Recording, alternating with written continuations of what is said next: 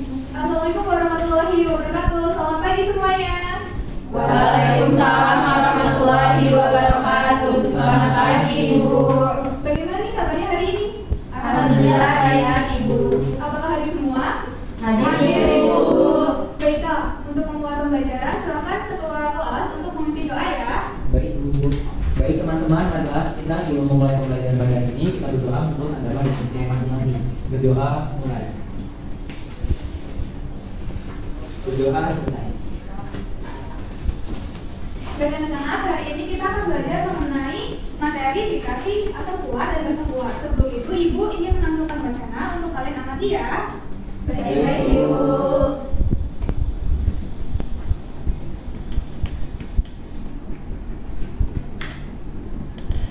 Ibu izin bertanya, bahasa dari pasta gigi menempelkan asap di mulut. Memangnya terjadi reaksi ya, Ibu?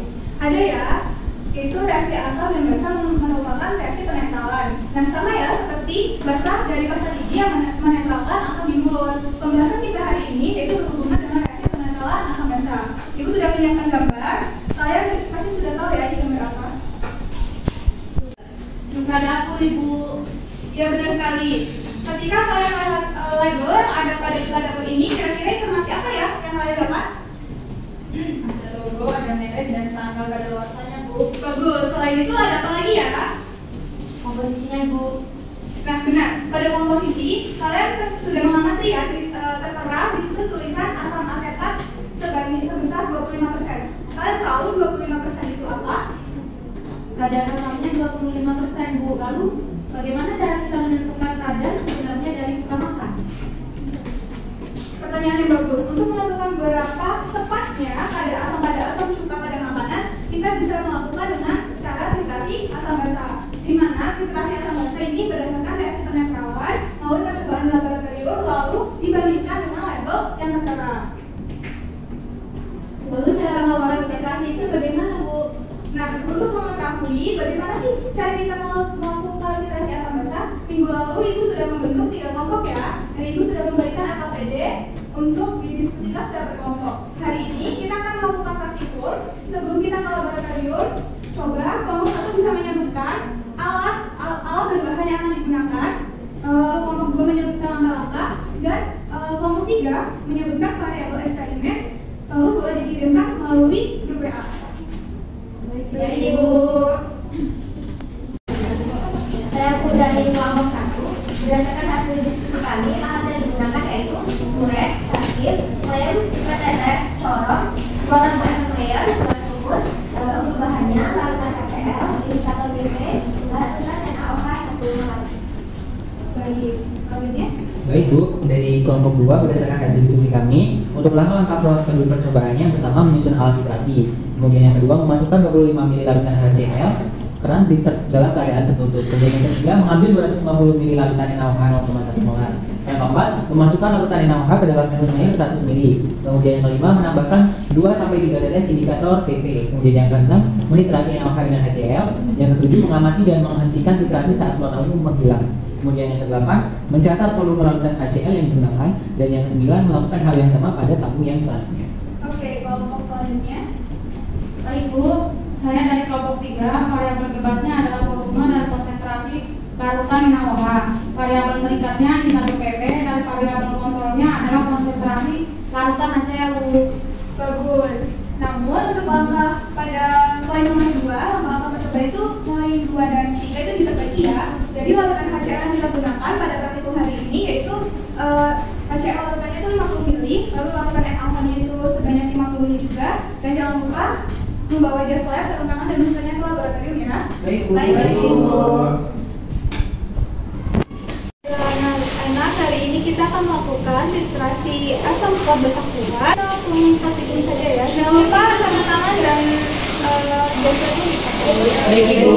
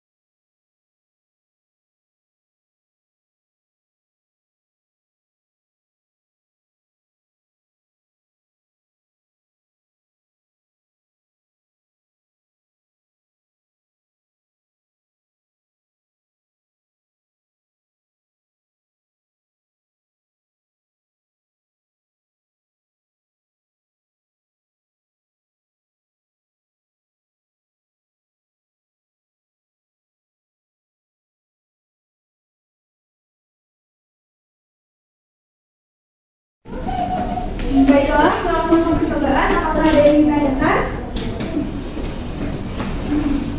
Bu. Hadir.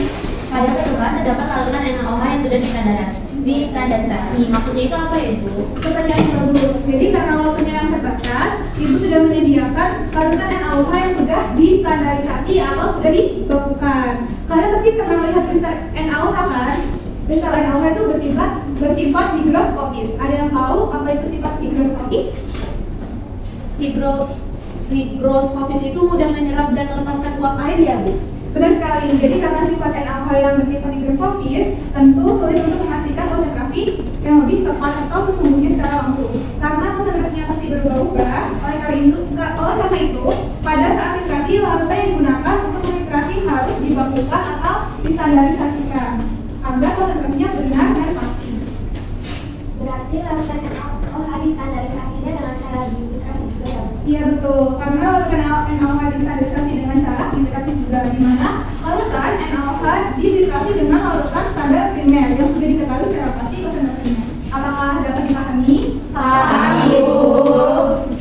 Dari percobaan yang telah dilakukan, kalian sudah menuliskan data hasil percobaan ke dalam tabel hasil pengamatan, serta dalam AKPD yang kemarin Ibu berikan terdapat pertanyaan yang bisa kalian kirimkan jawabannya di grup kelas ya. Untuk data hasil percobaan dan pertanyaan nomor 4 sampai 6 dijawab oleh kelompok 3, pertanyaan nomor 7 sampai 9 oleh kelompok 1, dan pertanyaan nomor 10 sampai 12 dijawab oleh kelompok 2. Silakan dikirimkan. Baik, Ibu. Baik, Ibu. Jadi berikut adalah tabel hasil percobaan filtrasi asam kuat HCl dengan basa kuat NaOH 1 molar. Dari kelompok kami didapatkan hasil pengamatannya yaitu pada NaMr1 dengan volume NaOH 1 molar yaitu sebanyak 10 mili dan volume larutan HCl yaitu 11,5 mili, dan NaMr2 yaitu volume NaOH dengan 1 molar dapatkan hasilnya yaitu 10 mili dan volume larutan HCl-nya 12 mili. Jadi rata-rata dari volume NaOH 1 molar yaitu 10 mili dan volume larutan HCl yaitu 11,75 mili. Pertanyaan selanjutnya, berdasarkan percobaan di atas, berperan sebagai apakah NaOH? Sebagai fitranya, karena konsentrasinya sudah ada. Pertanyaan selanjutnya yaitu berdasarkan percobaan di atas berperan sebagai apakah larutan HCl? Larutan HCl berperan sebagai fitra buku karena dicari konsentrasinya.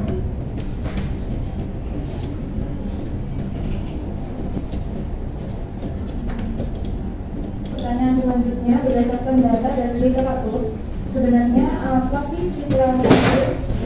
Filtrasi itu adalah proses mengalirkan larutan dalam bulet tetes demi tetes secara konstan sambil mengguncang-guncang labu airnya.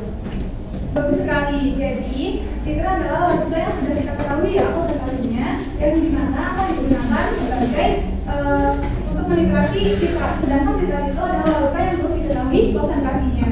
Oke, kelompok selanjutnya. Baik, Ibu, kami dari kelompok 1 ingin menjawab pertanyaan kelompok 7, yaitu saat ditambahkan indikator berubah menjadi ungu kemerahan setelah dititrasi warnanya berubah menjadi tabu warna, sehingga kami menghentikan titrasi saat terjadi perubahan warna itu, Bu. Ya benar. Maka dari itu titrasi dihentikan saat terjadi perubahan warna. Pada saat itulah disebut titik akhir titrasi. Yang tujuannya untuk memperkirakan titik ekvivalent yaitu keadaan di mana seluruh asap yang ada itu berarti dengan seluruh basah. Oke, lanjut. Nomor 8, tuliskan reaksi asam basa yang terjadi pada percobaan. Reaksinya itu HCl aqueous plus NaOH aqueous menghasilkan NaCl aqueous plus H2O liquid. Oke, pertanyaan selanjutnya. Pertanyaan selanjutnya yaitu hitunglah berapa konsentrasi. Ibu, pertanyaan nomor 9 yaitu hitunglah jumlah mol OH dari NaOH 1 molar. Jawabannya yaitu mol OH sama dengan konsentrasi OH dikali volume NaOH dikali valensi NaOH, di mana itu 1 mol per liter dikali 0,01 liter dikali 1 didapatkan hasil jumlah mol OH yaitu 0,01 mol itu. Oke. Lanjut. Baik Ibu, dari kami kelompok 3 menjawab pertanyaan nomor 10. Hitung berapa konsentrasi asam klorida HCl setelah difiltrasi. Ada perhitungan yang telah dilakukan.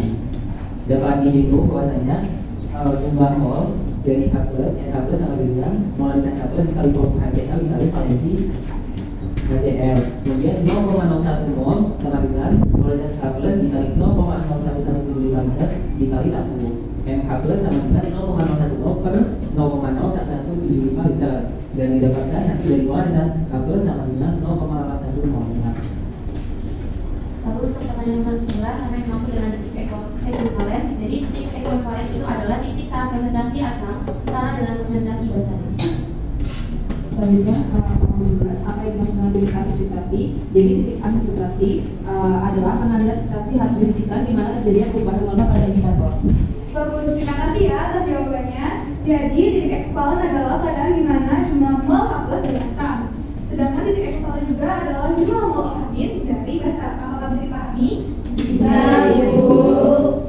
Bagus. Nah, tujuan dari hari ini adalah untuk mengetahui konsentrasi HCl. Konsentrasi HCl itu dapat kita hitung berdasarkan volume NaOH 1 molar yang digunakan untuk filtrasi saat keadaan ekuivalen. Kita sudah belajar ya di pertemuan sebelumnya untuk menentukan konsentrasi OH- dan H+ yang sudah dijawab ya pertanyaan oleh teman kalian. Sudah Ibu.